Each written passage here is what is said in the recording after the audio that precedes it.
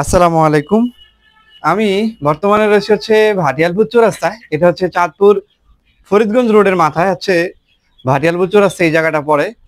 আমি আমার এক ছোট ভাইয়ের খামারে আসছি। ও আগে এখানে কবুতর পালন করতো, এখন নিচে ফার্মি মুরগি পালন করে। কবুতরের খাঁচাগুলো কিন্তু এখনো রয়েছে, যেটা আপনারা দেখতে পাচ্ছেন। ওর এখানে দুটো শৌখিন মুরগিও রয়েছে, একটু কাছে নিয়ে আসো দেখাই।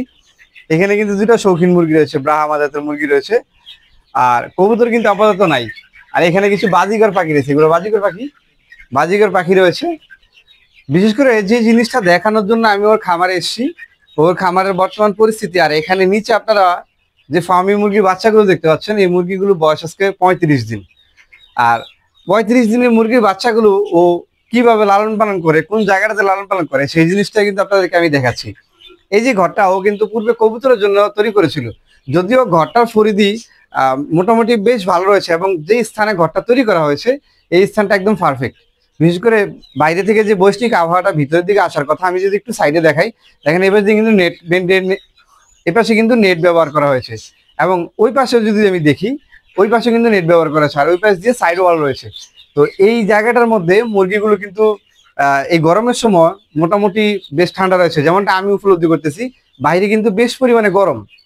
আর এই দোতলা ছাদের মধ্যে যে ও ঘরটা নির্মাণ করেছে, এই ঘরের মধ্যে কিন্তু মোটামুটি বাইরে থেকে বাতাস আসার কারণে অনেক ঠান্ডা একটা আবহাওয়া বোঝা যায়। আর এটা ছাড়াও আমি সবসময় বলি, গরমের সময় আপনার আপনার খামারের মুরগিগুলোকে স্যালাইন ব্যবহার করবেন। অন্যথায় যদি আপনি স্যালাইন না কিনতে পারেন, তাহলে আপনি প্রাকৃতিক উপায়ে, আমাদের সবারই বাসা বাড়িতে লেবু থাকে, লেবু এবং চিনি, এই দুটো জিনিস মিক্স করে শরবতের মতো করে আপনি চাইলে দুপুরবেলায় মুরগিগুলোকে ব্যবহার করবেন। এর ফলে আপনার খামারের মুরগিগুলো কিন্তু স্টক করার হাত থেকে অনেকাংশে রক্ষা পেয়ে যাবে। এবার আসেন মুরগিগুলো একটু একটু দেখি। মুরগি, অনেকেই বলেন যে 1 মাস বয়সে আমরা যে সকল মুরগি কিনি, এই মুরগিগুলো কি মোরগ মুরগি চেনা যায় কিনা। যেমনটা আপনারা অলরেডি দেখতে পাচ্ছেন, 35 দিন বয়সে এই মুরগিগুলোকে যদি আমি একটু দেখাই, মুরগিগুলো কিন্তু মোরগ মুরগি খুব ভালোভাবে বোঝা যাচ্ছে। যেটা আমি অনেককেই পোস্ট করতে দেখছি, যে যারা বলে 1 মাসের মুরগি দিয়ে খামার শুরু করলে লসের সম্মুখীন বেশি হয়, কারণ ওখানে মুরগির চাইতে মোরগের সংখ্যা বেশি হয়। এটা আপনি যদি কনভারসেশন করে নেন, যেহেতু মোরগ মুরগি চেনা যায়, সেক্ষেত্রে আপনি ডিভাইডেড করে নিতে পারেন। হয়তো যদি আপনি মুরগির সংখ্যা বেশি নেন বা মোরগ কম নেন, দামটা একটু বেশি হতে পারে, এতটুকুই তফাৎ। অন্যথায় যদি ভ্যাকসিন প্রপারলি করা থাকে, আপনি নির্দ্বিধায় মুরগি নিয়ে পালন শুরু করতে পারেন। অনেকে চিন্তা করেন যে কতদিন বয়সের মুরগি দিয়ে খামার শুরু করব। আমি বলবো, আপনি যদি ভবিষ্যতে চিন্তা ভাবনা করেন যে আপনি খামার করবেন, তাহলে আপনি ছোট মুরগি দিয়ে শুরু করেন। কারণ ছোট মুরগিটাকে আপনি ডিমে পর্যন্ত নিয়ে যেতে পারলে যে অভিজ্ঞতাটা সম্মুখীন হবেন, ঠিক ওই অভিজ্ঞতাটাকে কাজে লাগিয়ে কিন্তু আপনি ভবিষ্যতে মুরগির খামারকে বড় করতে পারবেন। এই জিনিসটি সবসময় আমি বলার চেষ্টা করি। এই খামারে কিন্তু এই বাচ্চাগুলোকে জিরো থেকে বড় করেছে। যদিও ওই জিরো সাইজের কিছু ভিডিও আমি আপনাদেরকে দেখিয়েছিলাম পূর্বে, এই জিরো সাইজের বাচ্চাগুলো কিন্তু ঠিকই ও এই পর্যন্ত নিয়ে আসছে। এটাকে কিন্তু ও চাইলে আরো লম্বা করতে পারে, যদিও এই মুরগির বাচ্চাগুলো ও নিজের সংরক্ষণে রাখে না, একটা সময়ের পর মুরগির বাচ্চাগুলো বিক্রি হয়ে যায়। কিন্তু আপনি চাইলে ছোট্ট করে মুরগির বাচ্চা জিরো সাইজ হোক কিংবা 1 মাস বয়সের হোক, সংগ্রহ করে মুরগির খামার শুরু করতে পারেন। এখনই সময়। দেখেন একটা বিষয় কি, যখন শীত চলে আসে, শীতের সময় কিন্তু আমাদের আশেপাশে যে খামারিগুলো রয়েছে, যেমন যারা ব্রয়লার মুরগি চাষ করে, কালার বার্ড মুরগি পালন করে, টাইগার মুরগি পালন করে, তারা কিন্তু অনেক খামার দেখবেন বন্ধ হয়ে যায়। তো এই জিনিসটা থেকে রেহাই পাওয়ার জন্য কিন্তু অনেকে গরমটাকে বেছে নেয়, যে গরমের সময় আমি মুরগি পালন শুরু করব। আপনিও চাইলে কিন্তু ঠিক এই সময়টাতে, যেহেতু এখন গরম পড়তেছে, অতিরিক্ত গরমের সময় আপনারা মুরগি কি ট্রিটমেন্ট করবেন সেই সকল বিষয় নিয়ে কিন্তু আমি পূর্বে কথা বলেছি।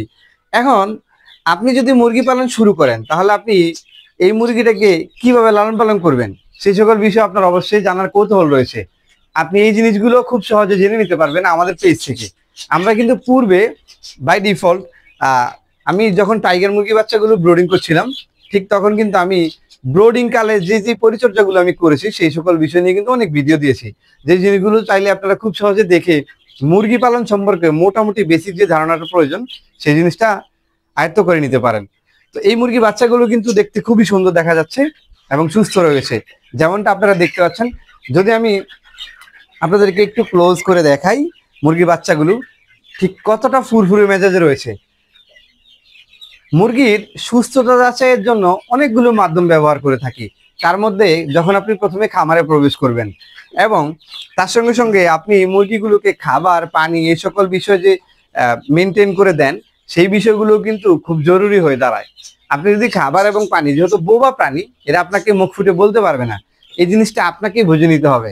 যখন আপনি এই মুরগিগুলোর সাথে থাকতে থাকতে দৈনন্দিনের একটা অভ্যাস গড়ে তুলতে পারবেন, ঠিক তখনই আপনি এদের মনের যেই কথাটা সেটা বুঝতে পারবেন। ঠিক তখনই আপনি একজন সফল খামারি হিসেবে নিজেকে রূপান্তর করতে পারবেন। সো এই খামারের একটা দৈর্ঘ্য প্রস্থ এবং কিভাবে ঘরটা নির্মাণ করা হয়েছে, কি পরিমাণ ব্যয় হতে পারে, আপনারা হয়তো চারপাশ দিয়ে এইভাবে দেয়াল তৈরি করে করতে হবে, বিষয়টা এরকম না। আপনি চাইলে চারপাশ দিয়ে এরকম নেট ব্যবহার করতে পারেন। এখানে ইট প্রায় 15 থেকে 20 ইঞ্চি পরিমাণ গাঁথনি করা হয়েছে। এই জিনিসটা আপনি চাইলে অনেক কম করে করতে পারেন। আপনি অনেক কমিয়ে করে কিভাবে স্বল্প খরচে এই ঘরটা তৈরি হয়েছে সেই সকল বিষয়ে ধারণা দেওয়ার চেষ্টা করব।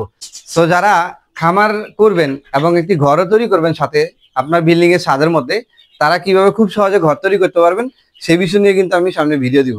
সবাই ভালো থাকবেন, সুস্থ থাকবেন। আল্লাহ হাফেজ। আসসালামু আলাইকুম।